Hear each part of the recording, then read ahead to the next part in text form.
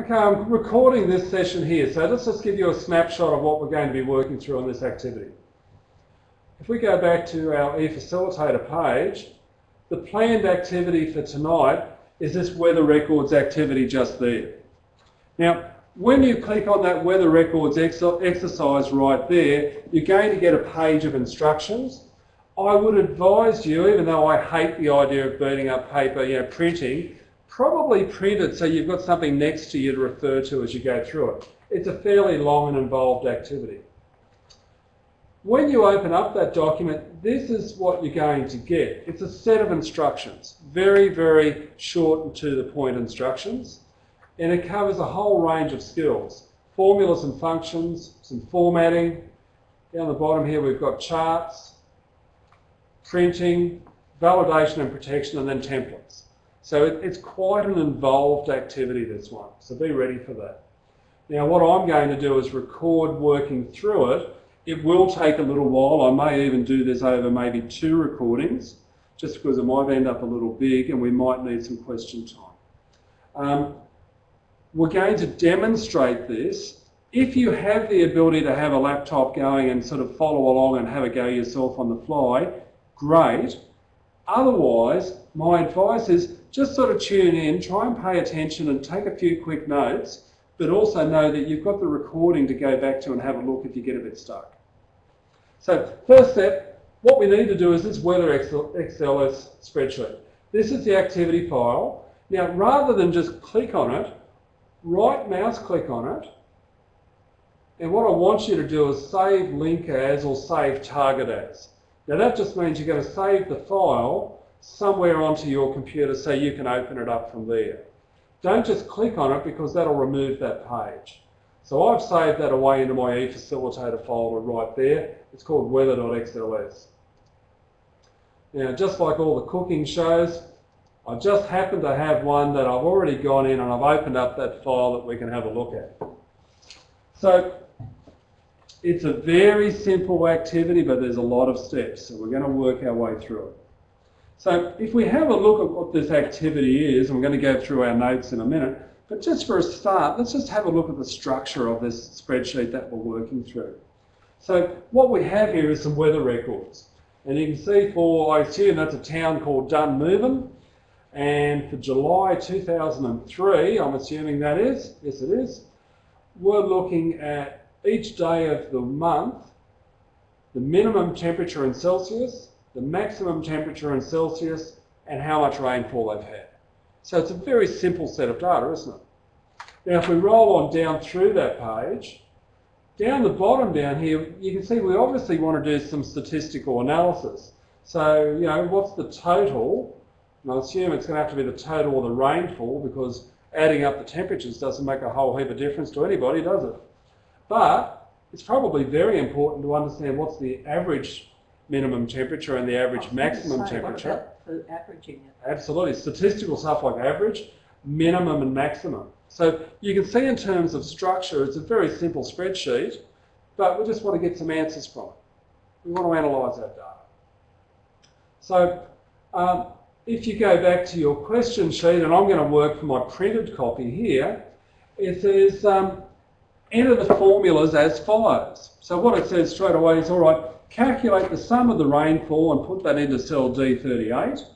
Calculate the averages, the average of both temperature columns and the rainfall columns. So we need the total for the rain, all of the averages, all of the minimums and all the maximums.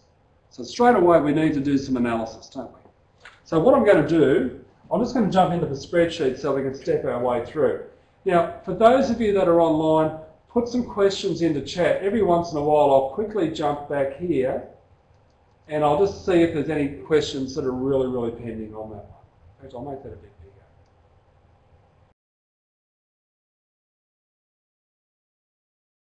bigger. Okay, back to my spreadsheet. Now, I've got a few tips for you. Number one, yes, for anyone that's done any spreadsheet work at all, we can always go and cheat because we've got this little U-Butte feature up here called the auto sum. Now what auto sum is that when you click on that or click on the drop down and choose sum, It has a guess and it says, okay, let's go and put a function in for you to work that out. Now, I've got a problem with that. Now, in this case here, if I just roll up, it did work perfectly, didn't it? In that it's highlighted the entire set of all the rainfall. It's typed in equals sum, D7, colon, D37. But here's my drama. I'm just going to hit escape. I want to show you what goes badly wrong with this. Let's say, for example, that one there, they're only 0, aren't they? Let's say that somebody forgot to type something in there. I want to show you what goes really badly wrong with using auto features. Now, if I come along and hit sum, everybody looks at that and says, you beauty, that's going to work perfectly. But I want to show you what just went wrong. All of these auto features are designed to look at a set of data and pick up all of the values until it hits a major change. So a gap in the data, a word that's in the way, like a column heading, but that's where it stops. But you would not believe the number of times I've seen people trying to analyse data, getting the wrong results, and what's happening is they've become very, very dependent on using the cheap methods, the auto features. So here's tip number 1 for you. Don't use the auto features unless you're going to double check your work and make sure you're right. So even if you put a 0 in there, it'll still use No, if it's a 0, it'll go through perfectly. Yeah, but this sort of scenario here is incredibly common. Yeah. Incredibly common. And I want to show you what my alternative is. I don't think anybody should ever use auto features until they understand how to do it manually. The way I would approach that here is click in there, I'd type it in using my keyboard, which is just what I'm doing, equals sum. Now, if I knew what the cell range was, I could just type it in, but if I can't remember, I can just highlight it myself manually.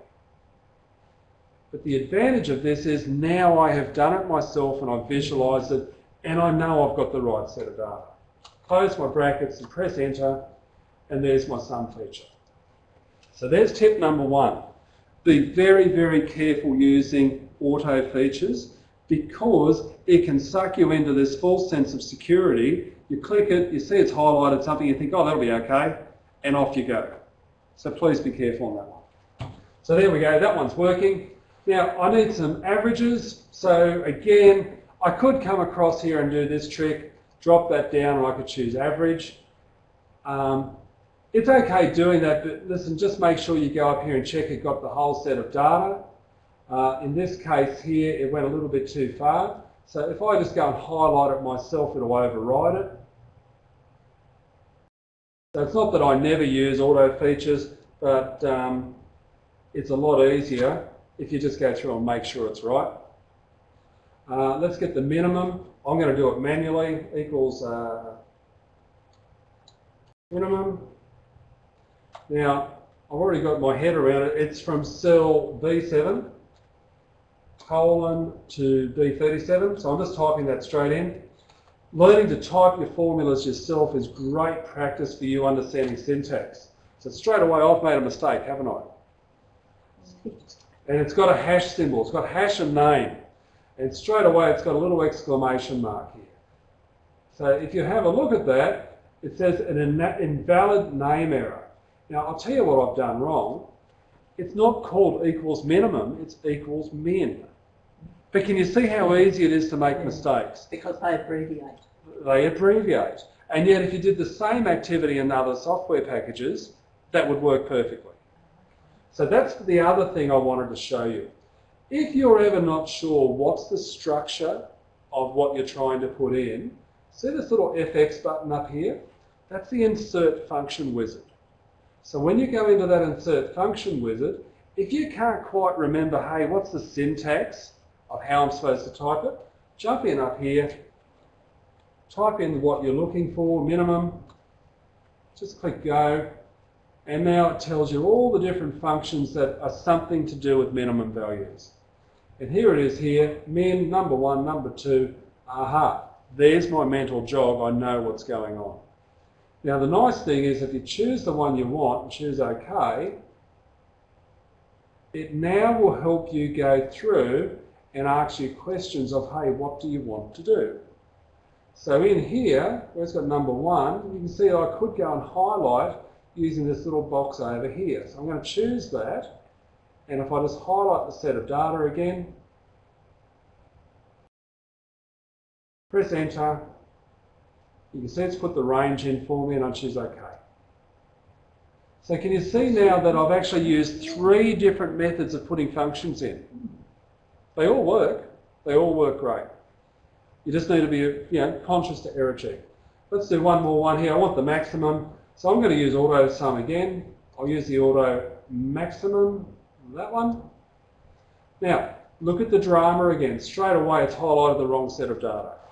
That's okay, I can just highlight it.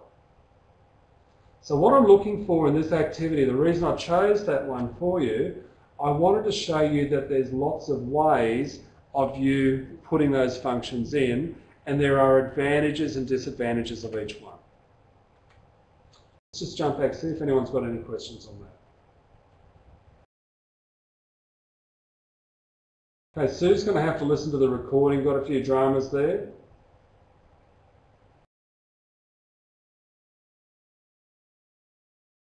I'll just quickly check. For those of you online, can you either just give me a thumbs up in the dialogue there, or just give me a quick message? Sue seems pretty happy, she's loving it. I just want to check that everybody's receiving the signal okay, that it's reasonable. No problems there. Okay, terrific. So you're going to see that as we go through these activities, I'm deliberately going to show you a variety of different techniques, and I'm trying to highlight 2 different things for you. I want to highlight and warn you of the common problems that go wrong, and I also want to go and highlight some really good quick shortcuts that you will learn from that will stop you making, stop you being too dependent on just the auto sum and auto functions. Okay, and you can see in here, but not understanding. And I suspect as you go back through and have a go at it yourself and watch the recording at the same time, I think it's going to work a lot better for you. Again, the other thing is, remember on Thursday nights we're going to have tutorial support. So if you've had a go at it and if you're stuck with some parts of it, you can talk to me online and we can work our way through it. So I'm very confident we can make that work. Okay, and no experience with Excel. Oh, okay. In that case, Anne, I'm going to make sure I give you some other notes to help you with that as well. Alrighty, Joe's in the same boat. Actually, I'll show you right now while I'm here. Can I suggest for any of you that haven't had any experience with Excel, let's just go back to my timetable page. See this one here, this workbook for spreadsheets? That has all the basic level notes, a whole lot. I think it's about 40 or 50 pages worth of notes there. It's really quite comprehensive and it will help you. All right? The other thing you're going to find is that as I go through and show you certain shortcuts, if you're a bit stuck, you're bound to have workmates that can give you a bit of a hand on the side as well. George, if I download all this stuff onto my laptop and bring it with me on Thursday, well, I won't get here this Thursday night. But if I download it because I can't get the net here, download it and then just... Yeah, you can work on it here in front of me with your laptop. Yeah. Perfect solution. Works like a dream. Okay. Okay, let's go back in here and keep going. Now, I want to show you one of the other really nice features. And most of you probably already know this anyway. Anytime you put in functions like that, you can then come across here and sort of cross on the bottom right and drag over and copy that. Now, it's what they call relative cell referencing. See up here, if you read it, it's the average of B7 to B37. But hey, the software is pretty smart. As I've copied it across, it says, hang on a second, I'm no longer in column B, I'm actually in column C, so I better change the function for them. So the software is very clever in terms of applying what they call relative cell referencing to help you. And of course, when you get across to this one, guess what? It's going to show the average of column D. Works beautifully. Now, where it gets really great is you can highlight all of those if you wanted to and copy them straight across in one hit. How good is that? So big time saver. Just while I'm at it, let's show you a couple of variations so that you're aware of how else you can approach it. That's just using this sort of pull across with that handle. The other one, good old-fashioned Control-C on the keyboard is copy. Control-C, just like we do in other programs. If we jump across to that cell there and use Control-V, straight away it's pasted in the updated function as well. And again, it's still aware, because of this relative cell referencing, it's made the change.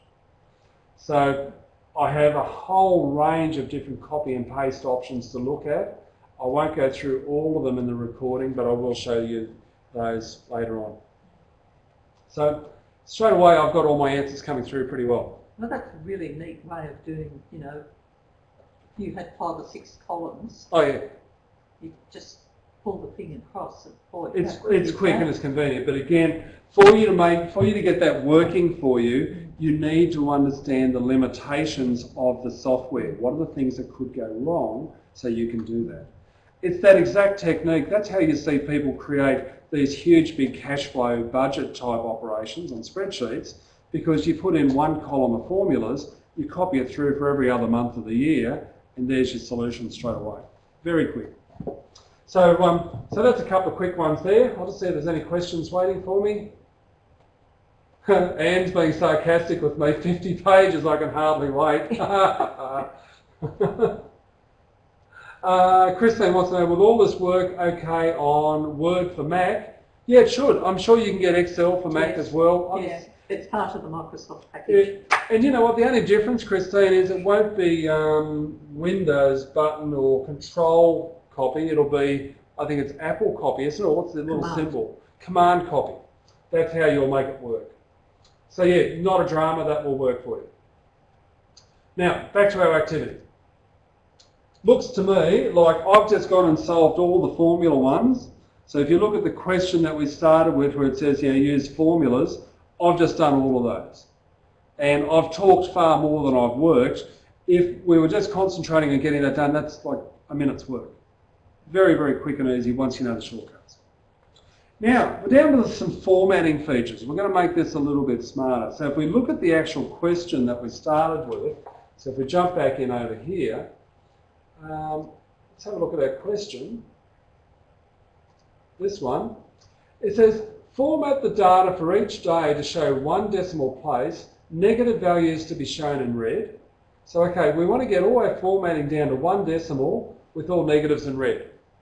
Well, we can make that happen, that's okay. And then we've got some other things here about borders. Let's come back to it. Let's go back to Excel. Again, one of the really nice things is that having put in all those formulas and all the data that's there, we can highlight the whole lot by just dragging the mouse over it and selecting it. So all I did is left click and drag. I'll show you an alternative just so you're aware. You could also use the shift button on your keyboard and an arrow key. Now we're going to come back to this little shortcut later. That is fantastic, that little shortcut, when you're dealing with very large sets of data. So that was just the shift button on the keyboard and arrow keys.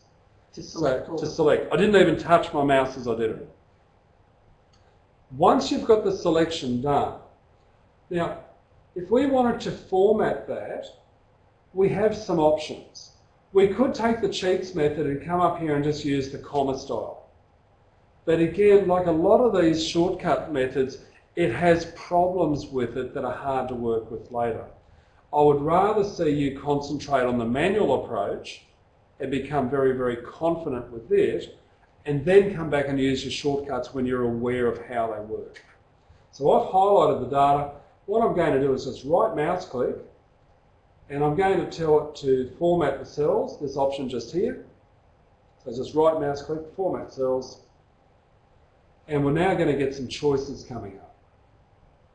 Now by far, this is my preferred method of doing formatting, because straight away here, in one dialog box, I've got access to all the different formatting features I need in one go.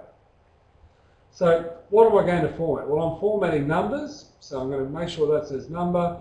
And down here, I just said it wanted one decimal place. So if you have a look at all these different options, I'm going to go with number, just because I know it works. But if you weren't sure, you click on each one of them, and you'll see it'll give you lots of examples there to sort of understand roughly what's possible. But I know it's number. Now it said 1 decimal place, so I'm going to bring that down to 1. It gives me an example. Now remember it said it wanted to show negative values in red. So down the bottom here, for negative values, in red with a minus sign. So I'm just going to choose it. Having done that, I can just choose OK, but let's just check one other thing. If I was dealing with big numbers and I wanted to have commas to indicate every 1,000, I just have to tick that box.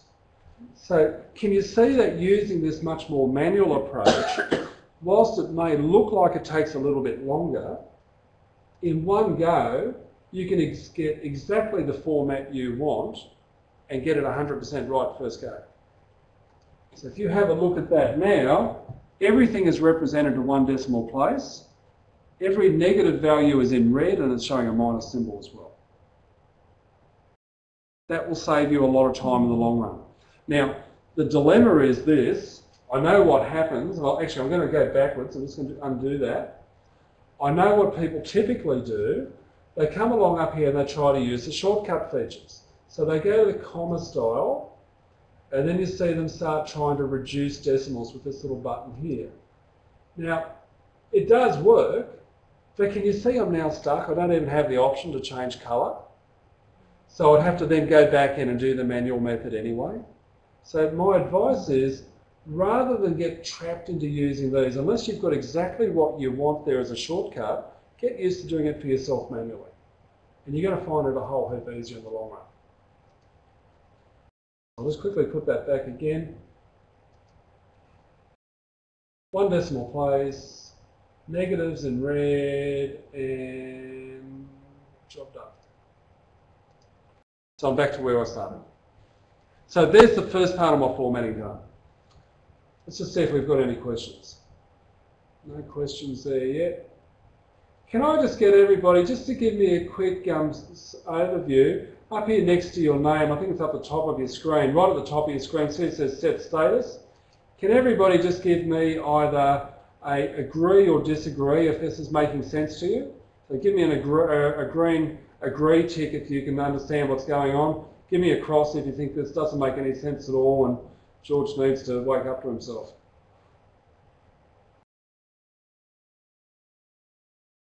Okay, getting a fair few ticks, looks to me like we're under control. Anne's having a few dramas, and I'm going to help you with this on Thursday night because this might be an area where you haven't had a lot of practice, so I can give you a hand there. So bear with us, we'll get there. Okay, back to my activity.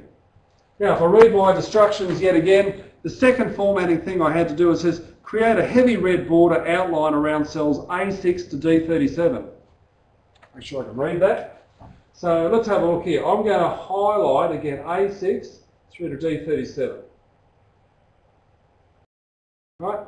And it said it wanted a heavy red border. Now again, the advantage of that manual method is I can go straight to format cells. And I'm not sure whether you noticed before, but where we had number, alignment, font, there's border for you right there. So you can see the same tool gets used multiple times. Now I'm looking for an outline, but I'm looking for a colour. I want it to be bright red, so I'm just dropping down my list of colours. I'm going to choose red. I'm going to have a heavy border, that option right there.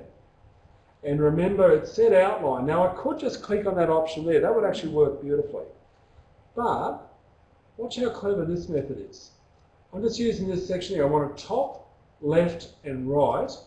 I'm deliberately leaving the right-hand side off because I want you to see what this does. I'm going to choose OK. You see now it's gone through and put the border down the left-hand side. It's put it across the top. It didn't do the right-hand side for me. So you can see straight away how much control you've got if you start using these manual methods of formatting. Much, much more precise than just using the cheat method. I need that one just there. I need the right-hand side and fill it in.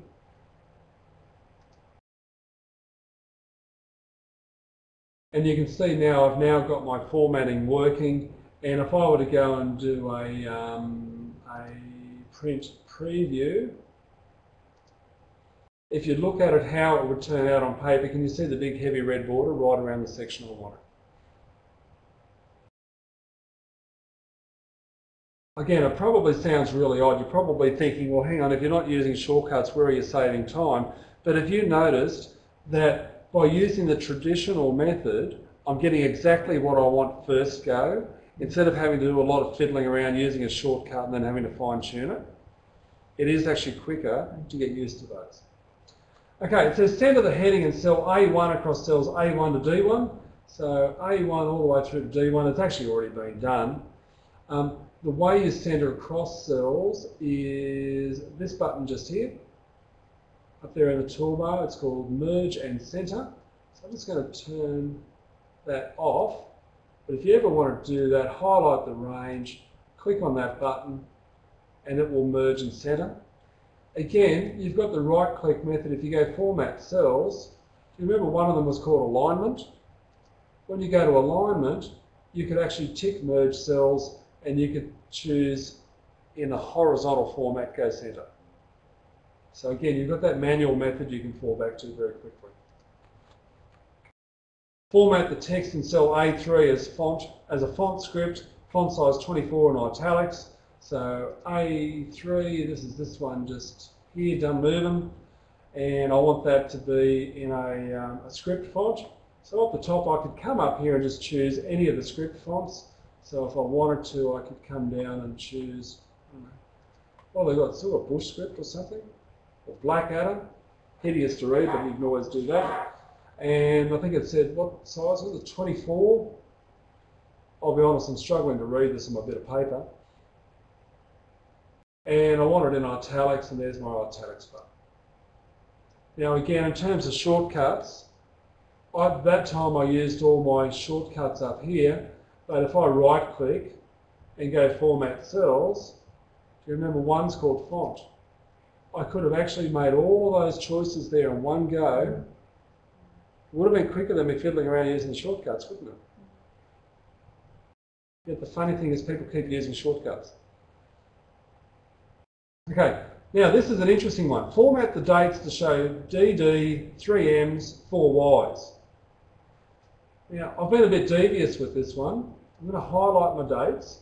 I've deliberately chosen a date format that's hard to achieve because everybody keeps trying to use the shortcuts. So I've highlighted again my dates. I'm going to right click here and I'm going to choose Format Cells. Now, I can go back to number, even though it's not really a number, it sort of is. And down here I can choose date. Now, I've got all these standard choices that I can make right there. But the trouble is, guess what? They don't have the one I've asked for, do they? And that's because I'm devious. I deliberately chose one that they don't have because I wanted to show you a really, really clever feature. See down here it has custom formats. Now this is the one I really like. Look down here, when you choose custom, it shows you an example of one. In actual fact, you can go and type in whatever format you want. So I'm going to do this trick. I'm going to put in DD.